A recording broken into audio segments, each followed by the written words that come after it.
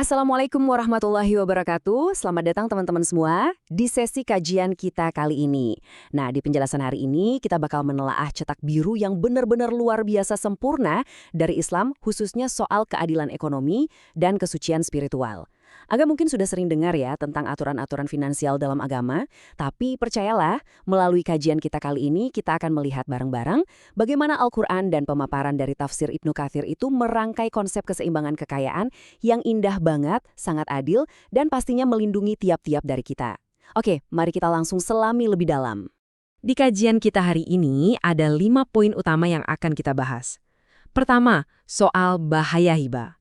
Kedua, sedekah sebagai solusi penggantinya. Ketiga, ada peringatan serius dari Allah. Keempat, kita akan bahas adab waktu memberi utang. Dan yang kelima, perintah untuk mencatat utang piutang itu sendiri. Bagian pertama, bahaya riba dan akibatnya. Mari kita siapkan hati dan pikiran kita sejenak. Bismillah. Alladzina ya'kuluna riba la yaqumuna illa kama yaqumul ladzi yatakhabbatuhu syaitanu minal mas. Ayat dari surah Al-Baqarah 275 ini jujur saja benar-benar menggetarkan hati. Allah secara gamblang menyatakan kalau orang-orang yang memakan riba itu nggak bisa berdiri melainkan seperti berdirinya orang yang kemasukan setan lantaran gila. Bayangkan, ini bukan cuma sekedar larangan soal perputaran uang loh, ini benar-benar masalah spiritual yang sangat-sangat gawat. Yang lebih menarik lagi, kalau kita buka tafsir Ibnu Katsir dari riwayat Ibnu Abbas soal kata al-mas ini, kelak di hari kiamat, para pemakan riba itu akan dibangkitkan dari kuburnya dalam kondisi gila, tercekik, dan sempoyongan. Ngeri kan?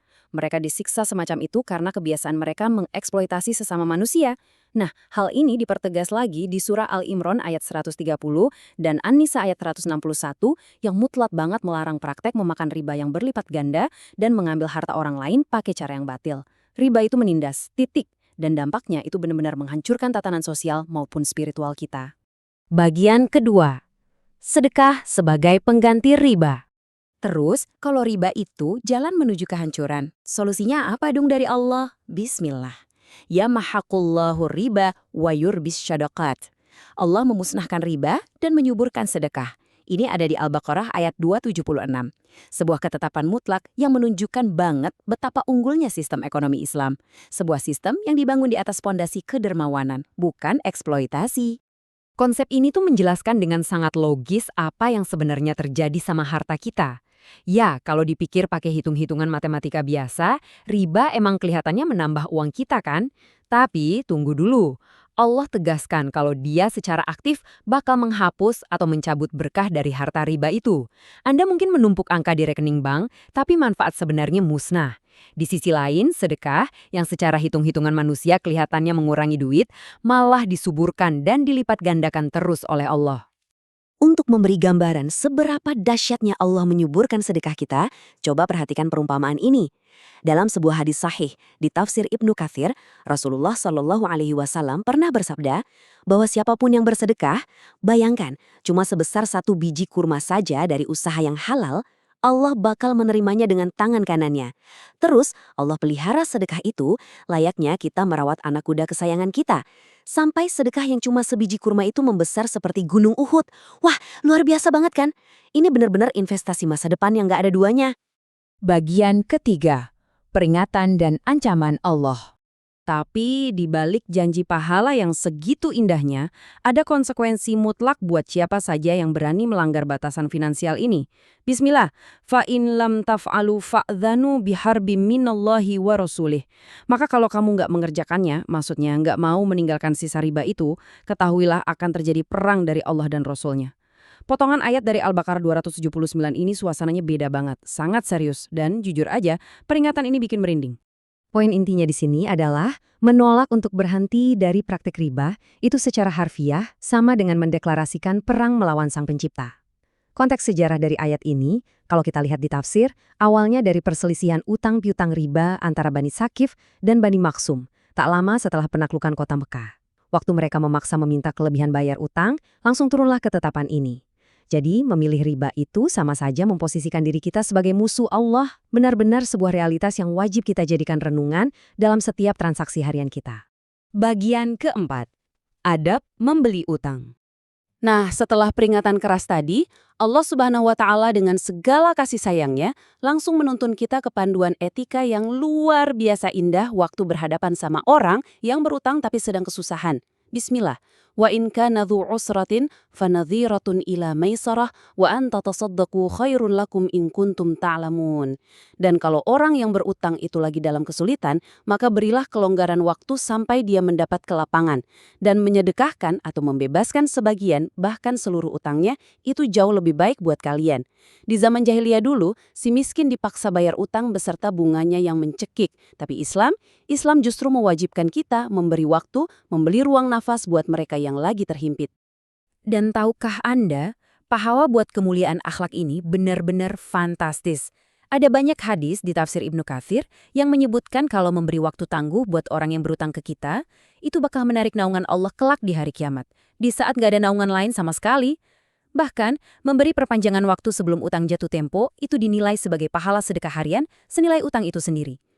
Dan yang bikin takjub, kalau sudah jatuh tempo terus kita perpanjang lagi waktunya, pahala sedekah hariannya langsung double, jadi 2 kali lipat setiap hari. Tindakan memaafkan semacam ini secara literal bakal jadi tameng pelindung diri kita dari panasnya neraka jahanam. Oke, sampai sini kita sudah banyak membahas soal dimensi spiritual dan pahalanya. Tapi mungkin Anda bertanya-tanya, terus gimana dong cara Islam mengatur utang piutang ini secara teknis, biar tetap adil, profesional, dan melindungi hak semua pihak secara logis? Bagian kelima. Perintah mencatat utang piutang.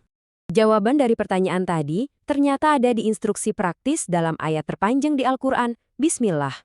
Ya ayyuhalladzina amanu idza tadayantum bidainin ila ajalim musamman faktubuh. Wahai orang-orang yang beriman, apabila kamu melakukan utang piutang untuk waktu yang ditentukan, hendaklah kamu menuliskannya. Ini adalah landasan hukum finansial yang gak ada tandingannya. Jadi ini bukan cuma sekedar anjuran moral loh, tapi benar-benar prosedur perlindungan diri yang super ketat. Ayat ini memerintahkan 4 langkah nyata. Pertama, utang harus dicatat secara tertulis. Kedua, libatkan juru tulis pihak ketiga yang benar-benar jujur dan adil. Ketiga, nah ini penting, pihak yang berutanglah yang harus mendiktekan angka persisnya. Kenapa? Biar jadi bentuk pengakuan ikhlas tanpa paksaan. Dan yang keempat, wajib ada saksi-saksi yang sah. Semua prosedur sedetil ini dibikin semata-mata untuk mencegah penipuan, konflik, atau rasa saling curiga di masa depan. Tapi coba perhatikan deh seberapa dalamnya kepedulian Islam sama orang yang rentan. Di ayat yang sama juga disebut kata safih. Maksudnya, kalau orang yang berutang itu lemah secara akal, rentan kondisinya, atau nggak sanggup mendiktekan sendiri utangnya, syariat Islam langsung turun tangan buat melindungi. Seorang wali yang bertanggung jawab wajib mengambil alih mewakili dia dan mendiktekan perjanjian tersebut dengan seadil-adilnya. Pokoknya, nggak disisakan satu celah pun dalam sistem syariah bagi orang-orang licik yang berniat mengeksploitasi kelemahan finansial orang lain. Bismillah, wattaqu yauman turja'una fihi ilallah. Dan peliharalah diri kalian dari azab yang terjadi pada hari yang pada waktu itu kamu semua dikembalikan kepada Allah. Merujuk pada penjelasan Ibnu Abbas dan riwayat yang masyhur dalam tafsir, ayat yang bernada hikmat ini ternyata adalah ayat terakhir dari keseluruhan Al-Quran yang diturunkan kepada Nabi Muhammad SAW, hanya beberapa hari sebelum beliau wafat. Bayangkan, pesan perpisahan dari Sang Pencipta diletakkan persis di tengah-tengah pembahasan muamalah harta. Ini menjadi bukti nyata betapa seriusnya urusan uang dan keadilan ekonomi ini di mata Allah. Pada akhirnya nih, setiap rupiah yang kita utangkan, setiap bentuk transaksi yang kita buat, dan setiap pilihan kita antara riba atau sedekah, semuanya pasti bakal ditimbang.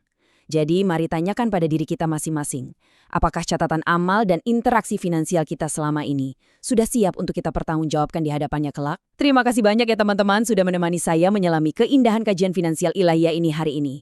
Yuk kita sama-sama terapkan ilmunya, jauhkan semua yang dilarang, dan mari tebarkan kedermawanan. Wassalamualaikum warahmatullahi wabarakatuh.